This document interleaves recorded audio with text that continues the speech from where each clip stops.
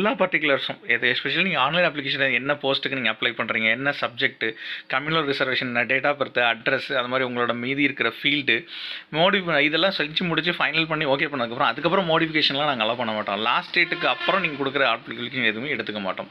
So அதனால் candidate எல்லாம் fill பண்ணும்போது ஆன்லைன் அப்ளிகேஷனை ரொம்ப அட்மோஸ்ட் கேரில் பண்ணுங்கள், காஷனோடு பண்ணுங்கள். ஸோ இதுலேருந்து எந்த கரஸ்பாண்டன்ஸும் நாங்கள் ரெகார்டிங் பர்டிகுலர்ஸை நாங்கள் என்டர்டெயின் பண்ண மாட்டோம் எந்த காஸ்ட்டுக்கும் அப்படிங்கிறதையும் சொல்லிடுறாங்க. So incomplete defective application. So அது நீங்கள் கரெக்டாக ஃபில்அப் பண்ணல, இல்லை டிஃபெக்டிவ் அப்ளிகேஷனாக இருக்குதுனால எந்த ரெப்ரசன்டேஷனையும் நாங்கள் ஏற்றுக்க மாட்டோம். அது நாங்கள் கணக்குலையும் எடுத்துக்க முடியாது. ஸோ அப்லோடிங் டாக்குமெண்ட்லாம் என்னென்ன நீங்கள் நம்ம ரெடியாக வச்சுக்கணும் அப்படின்னு பார்த்தீங்கன்னா, ஸோ எல்லாமே ஆன்லைனில் நம்ம அப்லோட் பண்ணுறதுனால கிளைம் பண்ணுறது எல்லா சர்டிஃபிகேட்டுமே நம்ம பத்திரமா வச்சுக்கணும். ஸோ அது மாதிரி இப்போ ரெக்வயர்ட் டாக்குமெண்ட் அப்ளிகேண்டனால அப்ளை பண்ணும்போது அப்லோட் பண்ணலைன்னா மற்ற நேரத்தில் அது நீங்கள் கிளைம் பண்ணும்போது அதை கிளைம் பண்ண முடியாது. ஃபார் எக்ஸாம்பிள் இப்போ நான் ஒரு எக்ஸாம்பிள்